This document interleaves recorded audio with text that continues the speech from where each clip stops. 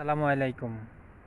আপনি কি ভেবেছেন আপনার জন্য, আপনি আপনার পরিবারের জন্য কী না করতেছেন এই প্রবাসের মাটিতে?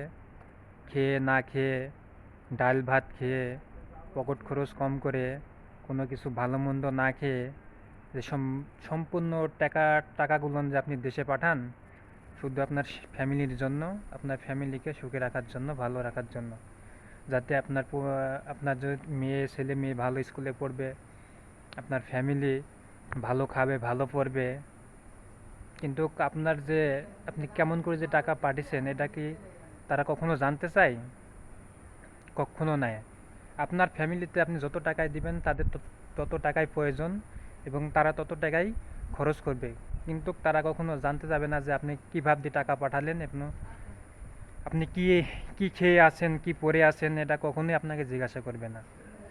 দেখেন, আপনি আপনার ফ্যামিলির জন্য এত কিছু করছেন, কিন্তু আপনি একবারও ভেবেছেন আপনার জন্য আপনার ফ্যামিলি কি করতেছে?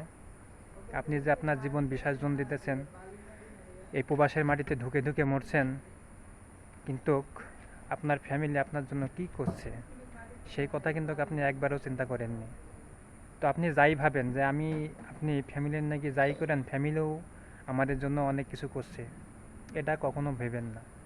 আপনার জন্য শুধু আপনি ফ্যামিলিকে টাকা দিবেন, খাইয়ে দাইয়ে উড়িয়ে শেষ করে ফেলবে। দিন শেষে আপনি যখন দেশে চলে যাবেন, এই প্রবাস জীবন শেষ করে, সেদিন দেখবেন যে আপনার কাছে কিছুই নাই।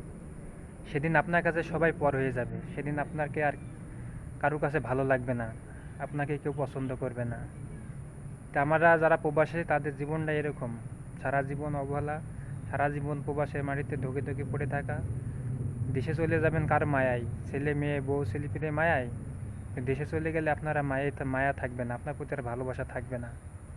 তো ভাই, আমরা যারা প্রবাসে আছি, নিজের জন্য কিছু আখের জোগাড় করতে হবে, যাতে লাস্টে যাই কারোর কাছে হাত পাতা না লাগে। ভাই, ভিডিওটা ভালো লাগলে অবশ্যই আপনাদের মূল্যবান মতামতগুলো কমেন্টে জানাবেন এবং ভিডিওটা শেয়ার করে দিবেন। আসসালামু আলাইকুম।